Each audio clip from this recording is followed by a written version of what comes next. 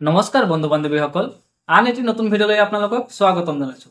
বন্ধু বান্ধৱীসকল এডিআৰইৰ গ্ৰেড 3 আৰু গ্ৰেড 4 দুয়োটাৰ ৰিটেন এক্সামৰ ৰিজাল্ট দিলে আৰু আপোনালোকৰ বহুতে কোৱালিফাইও কৰিলে। যিসকলে কোৱালিফাই কৰা নাই আপোনালোকে মন ভাঙি নিদিব। আগন্তুক যিবিলাক ৰিক্ৰুটমেণ্ট আহি আছে সেইবিলাকৰ কাৰণে ভালদৰে প্ৰস্তুতি চলাই যাওক। যেনেদৰে পঢ়ি আছিলে সেই পঢ়াটো আপোনালোকে কণ্টিনিউ ৰাখক। এই ভিডিঅ'টো বিশেষকৈ যিসকলে পাছ কৰিছে তেওঁলোকৰ কাৰণে বা আপোনালোকে যদি জানিব বিচাৰে যে ৰিটেন এক্সামৰ পাছত কি প্ৰচেছ হয়, যদি আপোনালোকে কোৱালিফাই কৰাও নাই তথাপিও নলেজৰ কাৰণেও চাব পাৰে। স্পেচিয়েলি যিসকলে পাছ কৰিছে তেওঁলোকে জনাটো অত্যন্ত প্ৰয়োজনীয়, কাৰণ বহুতৰে মনত বহুত ধৰণৰ কনফিউজন আছে। কিছুমান ইউটিউবাৰক দেখিছোঁ যে সকলোৰে ভাইবা হ'ব নেকি বুলি এটা কনফিউজন ক্ৰিয়েট হৈছে। তো সেইটো লৈও মই ক্লিয়াৰ কৰিম যাতে আপোনালোকৰ কোনো ধৰণৰ কনফিউজন নাথাকে। গ্ৰেড 3 গ্ৰেড 4 সকলোৰে ভাইবা হ'ব নে কিছুমানৰ স্কিল টেষ্ট হ'ব, এই গোটেইখিনি তথ্য আজিৰ ভিডিঅ'ত দাঙি ধৰিম। তো ভিডিঅ'টো শেষলৈকে চাব আৰু যদি চেনেলটোত নতুন আহিছে নিশ্চিতভাৱে ছাবস্ক্ৰাইব কৰিব, কাৰণ আমি এনেধৰণৰ ইম্পৰ্টেণ্ট এক্সাম ৰিলেটেড, নতুন জব ৰিলেটেড আৰু জব ৰিলেটেড যিবিলাক ইম্পৰ্টেণ্ট ইনফৰমেশ্যন থাকে সেইবিলাক সময়মতে এই চেনেলৰ থ্ৰু দি লৈ আহি থাকোঁ। যি কি নহওক, কথা হ'ল যে এডিআৰইৰ যি গ্ৰেড 3 আৰু গ্ৰেড 4ৰ ৰিজাল্ট দিলে ৰিটেনৰ, তাত কোৱালিফাই কৰা সকলোৱে ভাইবা দিব লাগিব নেকি, নে গ্ৰেড 3 কিছুমানৰ স্কিল টেষ্ট হ'ব আৰু গ্ৰেড 4ৰ ভাইবা হ'ব। চ' মই ষ্টেপ বাই ষ্টেপ প্ৰচেছটো কৈ দিছোঁ। প্ৰথমতে কৈছোঁ গ্ৰেড 4ৰ, ঠিক আছে। গ্ৰেড 4ত কি হয়, প্ৰথমতে আপোনালোকে ৰিটেনটো কোৱালিফাই কৰিলে তাৰপিছত আপোনালোকৰ ভাইবা হ'ব। ভাইবা অৰ্থাৎ অৰেল, যিটো ইণ্টাৰভিউ বুলি ক'ব পাৰোঁ, অৰেল ইণ্টাৰভিউ, ঠিক আছে। তাতে এইটো লৈ বহুতৰ এটা প্ৰশ্ন যে ইমানখিনি কেণ্ডিডেট কেনেকৈ ভাইবা ল'ব। চাওক, যোৱাবাৰ ইয়াত কৰি ডাবল কেণ্ডিডেট আছিলে, তেওঁলোকৰো ভাইবা লোৱা হৈছে, সকলোৰে লোৱা হৈছে। চ' যদি যোৱাবাৰ পচিবল আছিলে এইবাৰ কিয় পচিবল নহয়। চাওক, 10-15টা কৰি বেঞ্চ বহে, ঠিক আছে, মানে বৰ্ড টাইপৰ বহে। তাতে আপোনালোকৰ এলট কৰা থাকে যে এইকেইটা ৰোল নম্বৰ এইটো বেঞ্চত যাব বা এইটো বৰ্ডত যাব, ঠিক আছে। তেনেকৈ মই জনামতে যোৱাবাৰ 12টা টেবুল আছিলে। তো প্ৰত্যেকটো ৰুমত মানে এটা এটা কৰি বৰ্ড টাইপৰ বহে, 4জন-3জন কৰি আপোনাৰ থাকে ইণ্টাৰভিউৱাৰ থাকে। তো তেওঁলোকে ইণ্টাৰভিউ লয়। চ' বিশেষ একো প্ৰব্লেম নাই, যোৱাবাৰ যেনেকৈ কৰিছিলে এইবাৰো তেনেকৈ স্মুথলিও হৈ যাব। হয়, 1-1.5 মাহমান সময় লাগিব পাৰে, 1-1.5 মাহ নালাগে, এপ্ৰক্স 1 মাহৰ ভিতৰতে হৈ যাব, বেছি কেণ্ডিডেট নাই, ঠিক আছে। চ' গ্ৰেড 4ৰ যিটো 8 লেভেল আছে, মেট্ৰিক লেভেল আছে, তেওঁলোকৰ সকলোৰে ভাইবা হ'ব, ঠিক আছে। আৰু যিসকলে ITI পাছ হয় তেওঁলোকৰো ভাইবাই হ'ব। চ' ITI কৰা সকলেও মানে টেনশ্যন কৰিব নালাগে, আপোনালোকৰ ভাইবা হ'ব।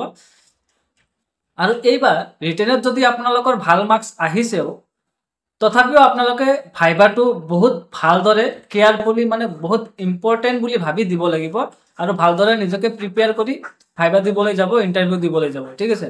ইগন'ৰ নকৰিব যে হয় ভাইবা, মোৰতো ৰিটেনত বহুত মাৰ্কছ আছে, মই ভাইবা ভালদৰে নিদিলেও হ'ব। ন', এইবাৰ কেছটো অলপ বেলেগ। যোৱাবাৰ ভাইবাত আছিলে মাত্ৰ 5 নম্বৰ, কিন্তু এইবাৰ ভাইবাত থাকিব আপোনালোকৰ 15 নম্বৰ, 15 মাৰ্কছ, ঠিক আছে। চ' ৰিটেনত যদিও আপুনি ভাল মাৰ্কছ পাইছে আৰু আপোনাৰ ৰিটেনত আপোনাতকৈ কম নম্বৰ পোৱাজনেও আপোনাৰ আগত গুচি যাব পাৰে, কাৰণ ৰিটেন আৰু ভাইবাৰ মাৰ্কছ দুয়োটাই যোগ হৈ লাষ্টতহে ফাইনেল মেৰিট লিষ্ট আহিব বা ফাইনেল কোৱালিফিকেশ্যনটো আপুনি পাব, ঠিক আছে। চ' ভাইবা আপোনালোকৰ 15 মাৰ্কছৰ হ'ব এইবাৰ। চ' আপোনালোকে অলপমান কেয়াৰফুল হ'ব। কি পৰিব, জেনেৰেলি জিকে ধৰণৰ আৰু নিজৰ লোকেলিটিত কি মানে ফেমাছ হয় সেইবিলাকৰ বিষয়ে জানিব, নিজৰ ডিষ্ট্ৰিক্টৰ বিষয়ে অলপমান বেছিকৈ পঢ়িব। এইবিলাক মানে আগতে নিজৰ ছাৰাউণ্ডিঙৰ বিষয়ে ভালদৰে পঢ়ি ল'ব, তাৰপিছত জিকে ৰিলেটেড কুৱেশ্যনবিলাক আপোনালোকে পঢ়িব, ঠিক আছে। দেন কথা আহে গ্ৰেড 3। বহুতে কয় যে গ্ৰেড 3 যিবিলাক হায়াৰ ছেকেণ্ডেৰী পষ্ট আছে তেওঁলোকৰ ভাইবা হ'ব। ন', তেওঁলোকৰে স্কিল টেষ্ট হ'ব। আৰু যিবিলাক গ্ৰেজুৱেশ্যন লেভেলৰ পষ্ট আছিলে, like graduation with computer, graduation with library science আৰু প্লেইন গ্ৰেজুৱেশ্যন যিবিলাক আছিলে,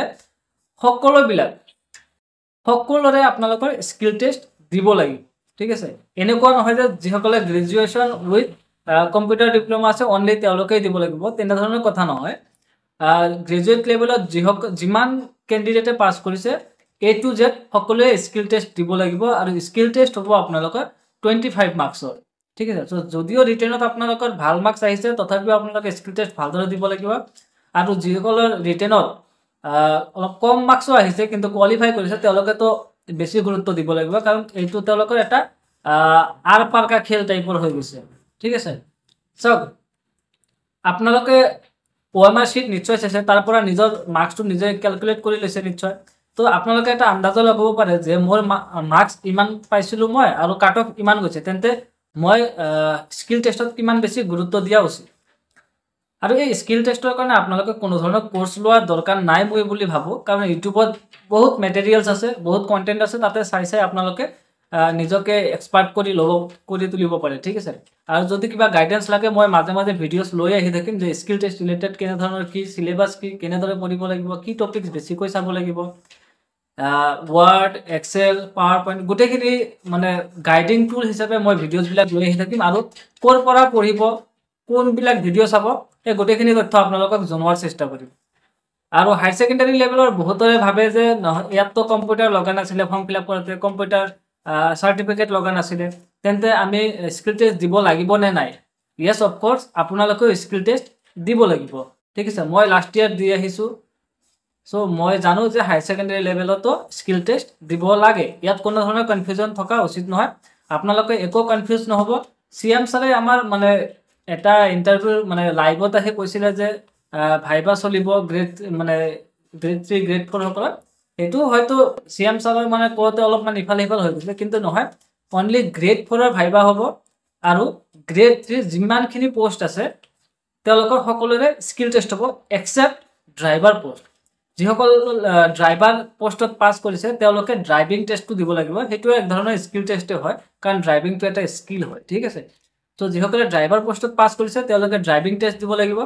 গ্ৰেড 3 যিমানকেইটা কেটেগৰী আছে গোটেইকেইটা কেটেগৰীতে আপোনালোকৰ স্কিল টেষ্ট দিব লাগিব। যদি আপোনালোকে এটাও কেটেগৰীত পাছ কৰিছে আপোনালোকে স্কিল টেষ্টৰ কাৰণে নিজকে প্ৰিপেয়াৰ কৰক। আৰু যিসকলে গ্ৰেড 4ত পাছ কৰিছে, গ্ৰেড 4ত মেট্ৰিক হওক 8 পাছ হওক, সকলোকেইটা কেটেগৰীত আপোনালোকে ভাইবা দিব লাগিব। আৰু আপোনালোকৰ যদি দুয়োটা কেটেগৰীতে পাছ কৰিছে, চাপ'জ 8 আৰু 10 দুয়োটাতে পাছ কৰিছে, এনেকুৱা নহয় যে আপোনালোকৰ ভাইবা দুইবাৰ দিব লাগিব, আপোনালোকে একবাৰে ভাইবা দিব লাগিব। তাতে ইণ্টাৰভিউৱাৰ সকলে নিজে গম পাব যে হয় দুটা কেটেগৰীত পাছ কৰিছে, সেইমতে মাৰ্কছ দি দিব, ঠিক আছে। চ' একো প্ৰব্লেম নাই। চ' এইখিনি আছিল আজিৰ ভিডিঅ'। আপোনালোকৰ কনফিউজনখিনি দূৰ কৰাৰ কাৰণে এই ভিডিঅ'টো দিলোঁ। যদি এই ভিডিঅ'টো ইনফৰ্মেটিভ যেন লাগি থাকে এটা লাইক কৰি দিব, আৰু যদি চেনেলটোত নতুন আহিছে প্লিজ ছাবস্ক্ৰাইব কৰি দিব। Thank U. লগ পাম নেক্সট নতুন ভিডিঅ'।